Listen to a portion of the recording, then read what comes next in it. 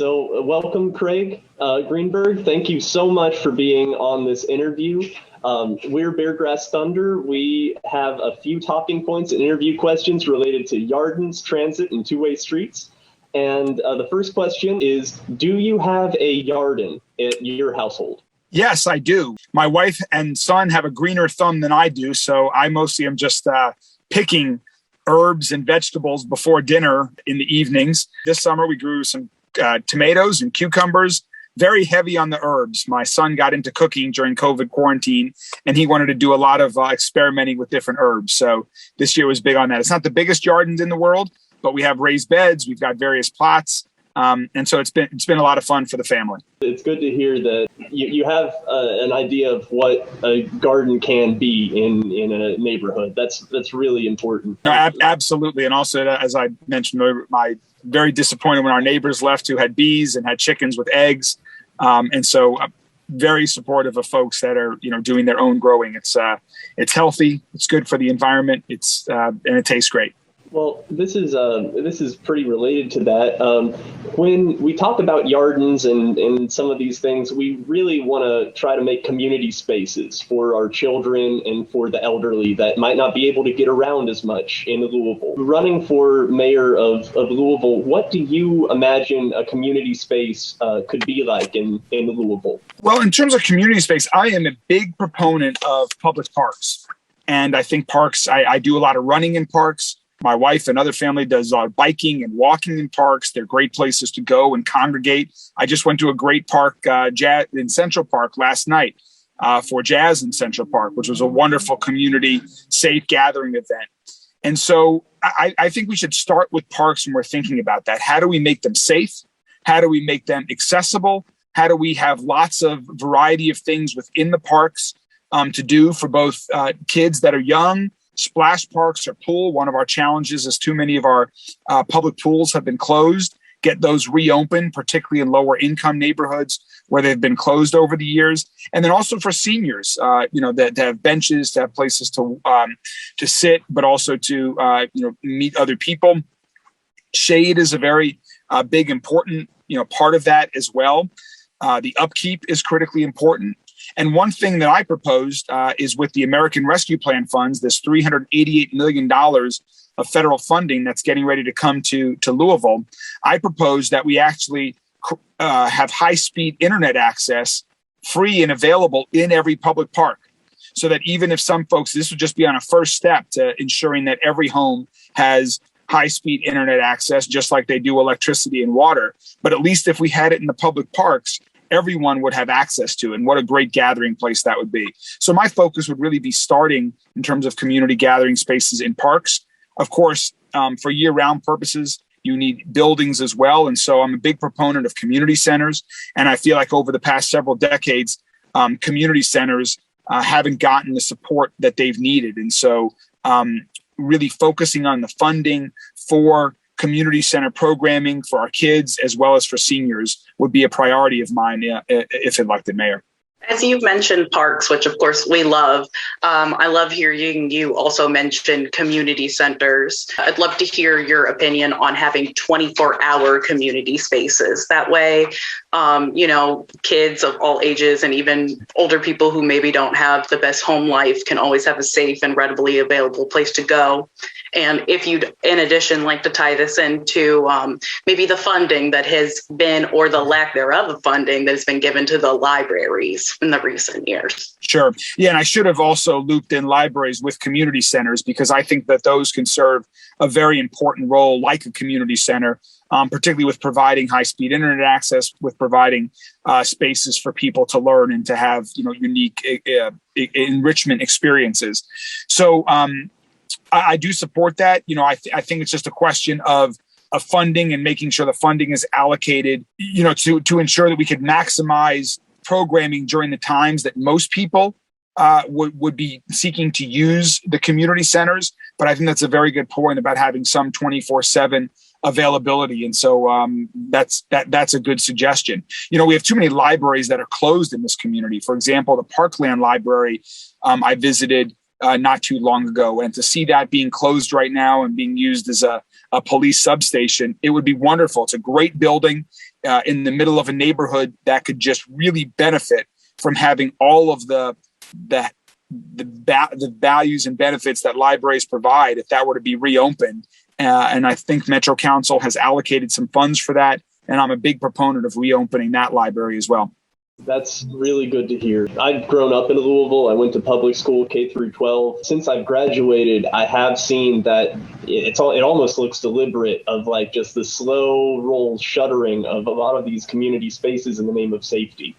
And, I understand that there is a need for people to feel safe, but, just from lived experience, a lot of what we're seeing stems from the need for security rather than actually connecting communities, especially across Beargrass Creek and some of these, I like to call it the Smoketown Highlands divide, if you will. Mm-hmm. One of the things that I wanted to ask is that Beargrass Creek does have a few plans in place to either restore the creek or to put trails on the creek. I'm putting in the chat now this KIPDA plan. They actually put a 3-fork greenway into their 2040 plan, and they estimate that there is going to be paved trails on Beargrass Creek by 2035. Now, that would be amazing, specifically if we could fast track the South Fork, which is currently a concrete ditch, very similar to the LA River, where they channeled it in 1937 after the flood, and they didn't really do anything else with it. So we're finding a lot of no man's land between neighborhoods. And I was wondering, when you get elected, what is your priority for infrastructure? No, I think this would be phenomenal for Louisville. I love trails along Beargrass Creek. One of my favorite, I'm a big runner, and one of my favorite trails that I've run on historically has been along Beargrass Creek between Grinstead and Lexington, that comes out on Spring Street or Story Avenue over there. I'm not 100% what the road is where it comes out, but over in that area. And just to be running along the creek, surrounded by nature, is absolutely amazing. And I think that is such a unique attribute for Louisville.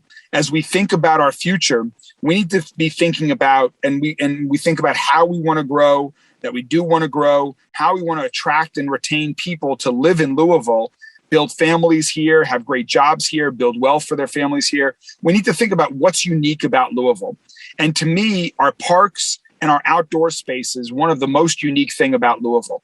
And so whether it's improving our park systems, as we've talked about, having a Beargrass Creek trail system would be absolutely amazing.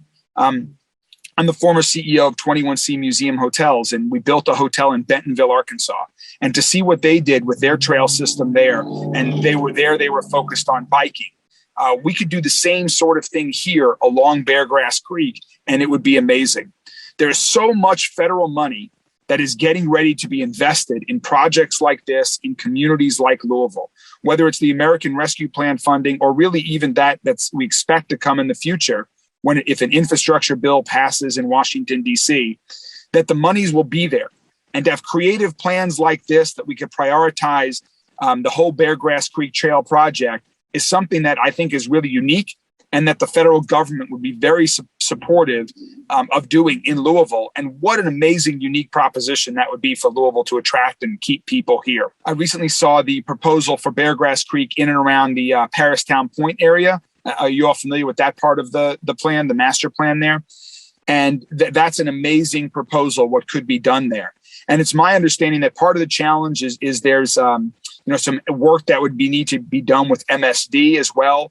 On the creek. Again, federal funding should be available for that. And so as mayor, I would be working with our federal delegation, with the United States Transportation Department, and also with Frankfurt. I think this is one of the areas where, as you know, there might be issues where Louisville and folks out in the state might not agree on things, but we have to find those areas of commonality that we can work together to really turbocharge Louisville's growth and development, particularly in areas that have been overlooked for far too long. And this is one area where I think we could find common ground to have support from both the state and federal government on unique projects like this.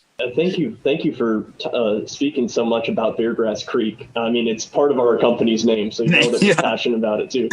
Have you all been on that part? Do you know which part I'm talking about? The trail between Yes. behind the old gym's quarters? I mean, that's amazing. Oh, it's fantastic, and speaking of, Beargrass Creek, as it goes through the Middle Fork there, there's been a lot of talk about expanding I-64 underneath the park at Cherokee Park and Cochran Hill. Is that something that you are considering, doing when you're mayor? No, that's not on my radar screen, or I don't think there's a need for that. Okay. Yeah, I don't think there is either. I'm just very happy to ask you that. It's something that I've never want to see that hill gone, if possible. It's a great hill, and there's a great dog park on the top of it. It is. I want to ask one more specifically infrastructure question, because just in terms of our work done around Portland neighborhood, one of the biggest questions that we've been asked is what are we going to do about the K&I Bridge to New Albany? I-64, they're currently working on I-64. They're shutting down lanes. It's causing massive amounts of backup. But currently, there's not any kind of pedestrian or transit-friendly or even a bike-friendly option to get over there. And I just wanted to hear your thoughts on what would you like to do? Well, just as we were talking about with Beargrass Creek, and I'm sure you guys have all been on the Big Four Bridge and used that, either walked or biked over that. Just think how unique it would be for a city of Louisville to have two pedestrian and cycling bridges on such historic, really unique, architecturally significant bridges that would cross the Ohio River. And just think of that great loop that could be made around the river on both sides. We have great paths along with the Louisville Loop around the Ohio.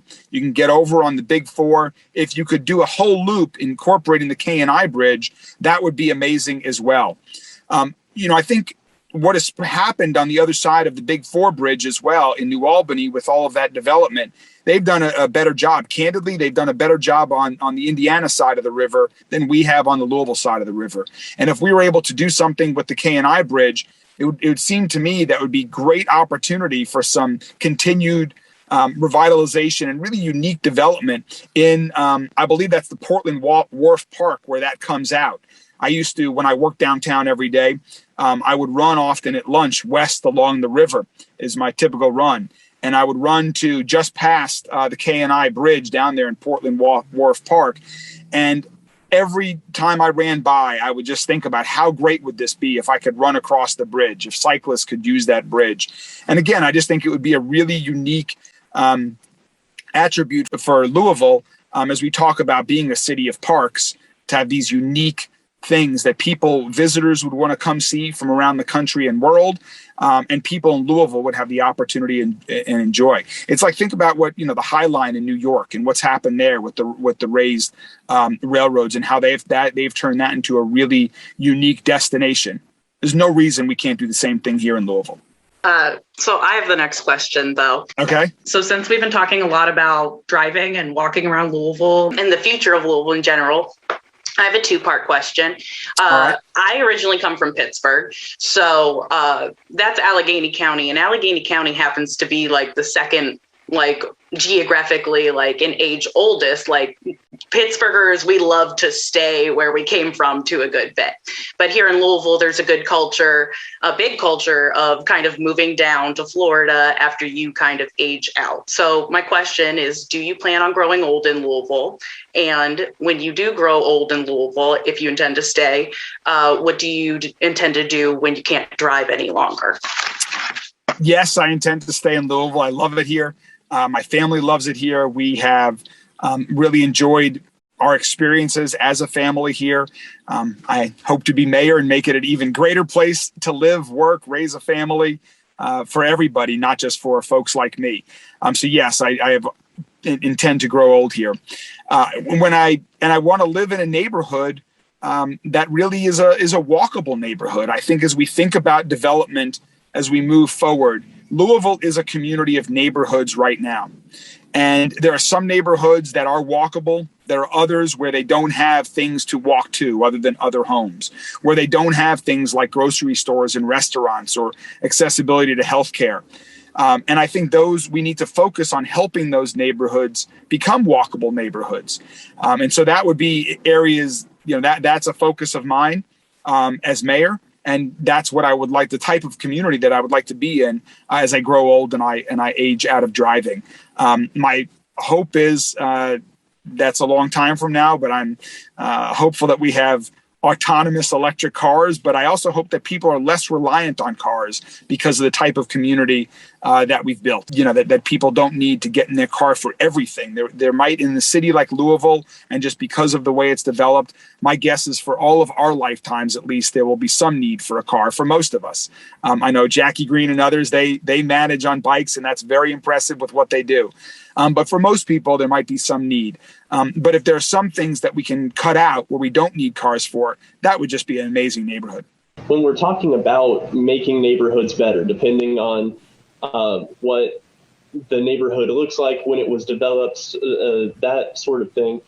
For me, specifically in Smoketown, we have a lot of new people moving in that came from the suburbs and have, maybe 4 or 5 cars per household, which worked great out in the suburbs, but now they're having to deal with on-street parking and no driveways. So we're finding, 6 families that maybe moved into the same block. There's now 30 cars that all are playing whack-a-mole pretty much on these one-way streets trying to fit in. And so it's kind of 2 different lifestyles almost to have, and as these neighborhoods do change and the demographics change and all these new things come up, what do you think is going to be a balance between the people that maybe have the money to spend on the car lifestyle and for the people that are trying to just scrape by and survive in the neighborhood? Really, it's gentrification, honestly. Okay. It's basically just like what we're finding in Smoketown is people, especially realtors, are calling it Greater Germantown. Or the Greater Highlands. And it's causing a lot of people to move in because, the walkable neighborhoods, retiring, what have you. But they're bringing a lot of cars and a lot of, what they consider like, oh, well, I have to get a car for my kid at 16. That's the way she has to get a job. And so when you have a 4-person household where every single member of the family has a car, and they move into a place with no driveway or no garage, it really creates a big problem for the people here. And so I'm wondering, is there a way that we could make car optional neighborhoods a thing, or maybe TARC have a much heavier focus in denser population areas? Because what I'm worried about, honestly, is in the next 10 years, we're going to have a lot more suburban people moving into, say, like Greater Nulu. That's also a big term here. And when they move here, they really, with these one-way streets, they speed, they go really fast. And anyone who currently lives here, we're dodging traffic just crossing the street. And, I know it's not going to be solved in one term. But for people that live here, especially, like we're kind of sick of the cars. They can speed all the way they want to out in Prospect, but once you get kind of in this bottleneck, the Logan Street Markets had 2 cars run into their building. So it's just something to think about. Yeah, definitely. Thank you for bringing that to my attention. I'm certainly I understand there probably are many streets in Louisville that are one-way now that could really benefit from being 2-way. And that oftentimes, while people might think it's counterintuitive, that by slowing traffic down, it actually helps it. Not only it's safer, and it also keeps people moving better. And we mentioned TARC. I mean, to me, that is something definitely to focus on. And right now, I know there are a lot of challenges, and that people, that there are people that are not happy with certain things.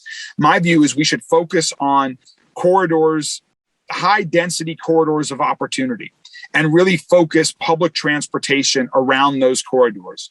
So whether it's north to south or east to west, or really where people live that want public transportation, to where they work, to where they need healthcare, to where they shop.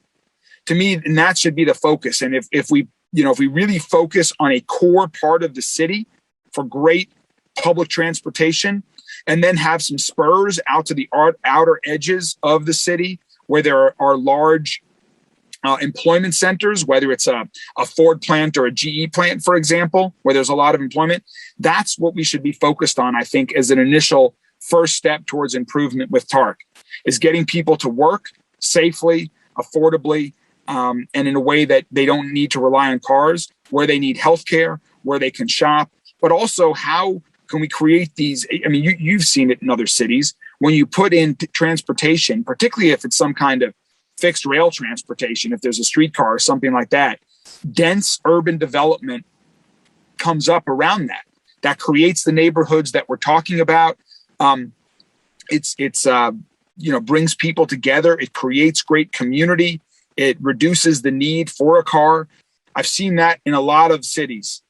Cincinnati recently put it in, and they're starting to see it as well. Another place where we had a 21C Museum Hotel, Oklahoma City, they built it for the same reason. And so that's something that I really think is an interesting opportunity for Louisville to look at, whether it's some kind of streetcar that goes all the way from the river in Shawnee Park in the west all the way east to Home of the Innocents, or whether it goes north from the river in downtown, south to U of L and the airport. There are different ways to look at that. But whether it's through TARC or whether it's through some kind of fixed public transportation, I think those are really interesting things that we should be looking at to pursue that could create great neighborhoods.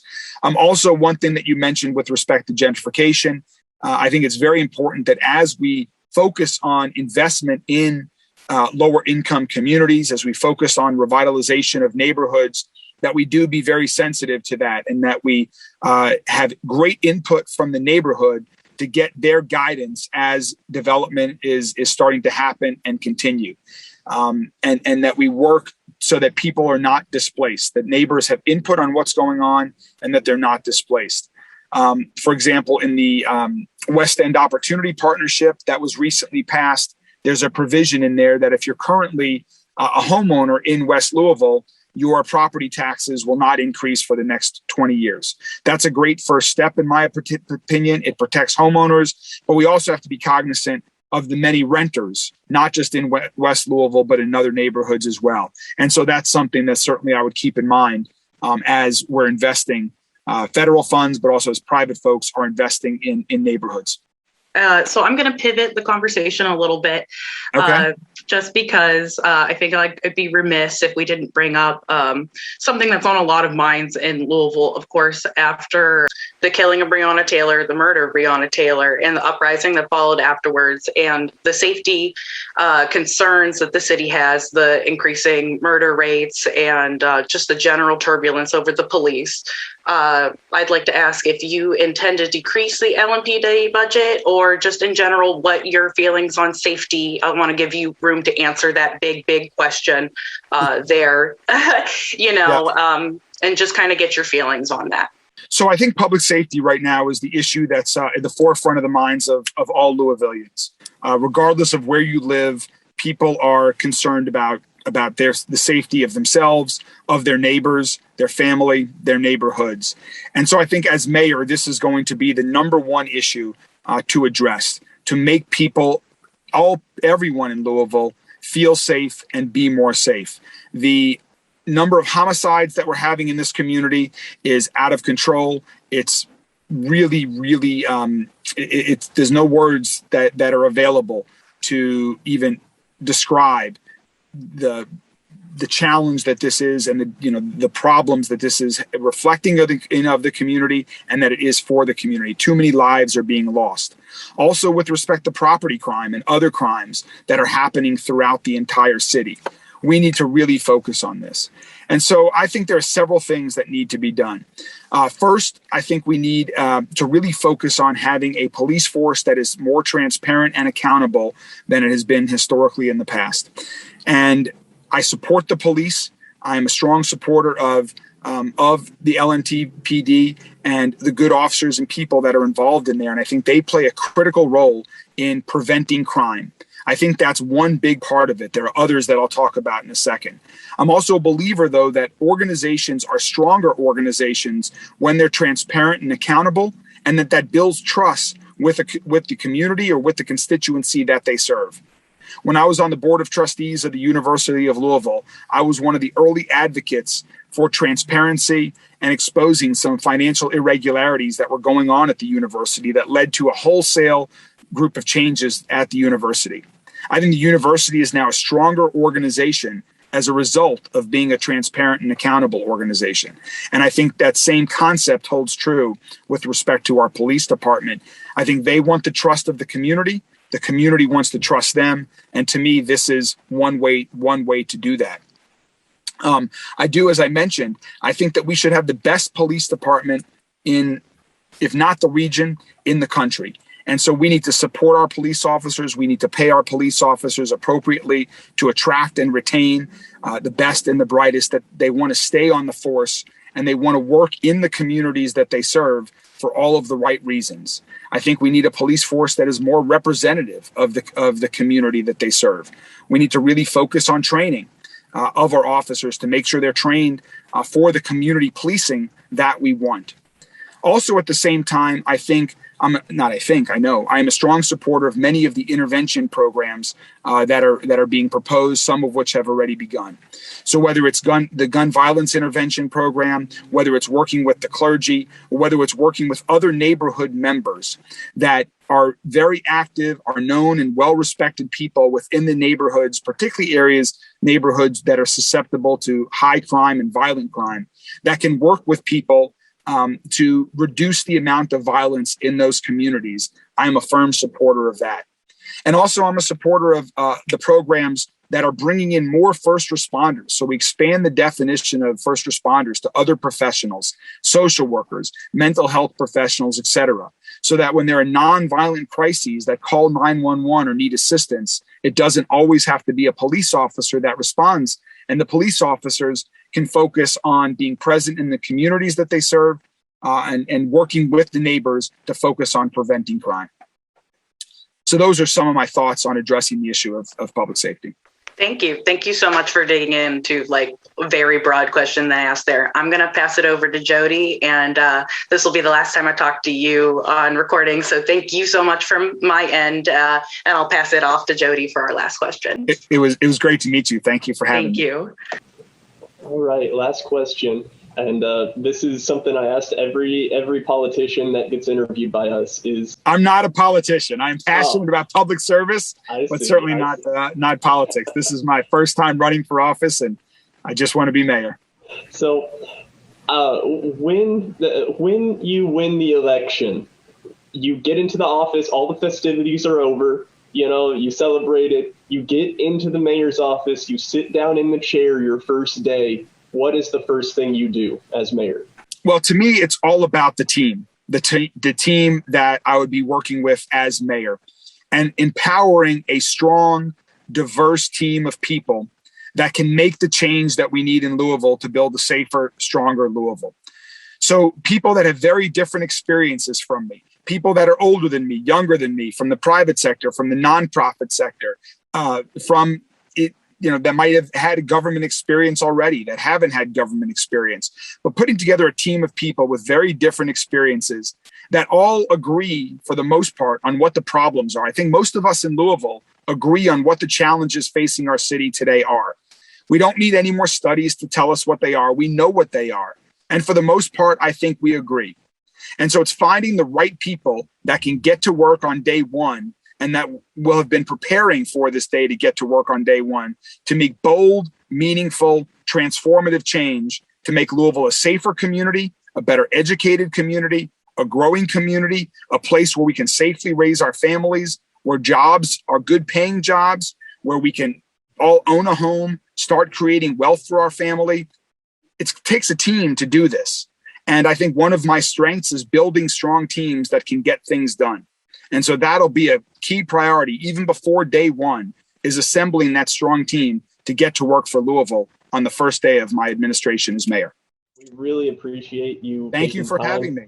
And is there anything that you would like to plug? Any links? Any website? I certainly encourage people to check out my website at greenburgformayor.com. And I would invite people, I'm doing a hashtag Run with Craig initiative, where I'm a big runner. I'm a proponent of running and proponent of a healthy lifestyle, of being outdoors, of meeting people, of enjoying other people's company and seeing neighborhoods from the street. And so there are 623 precincts in all of the neighborhoods across Louisville. And I'm in the process of running through every one of those 623 precincts between now and Election Day.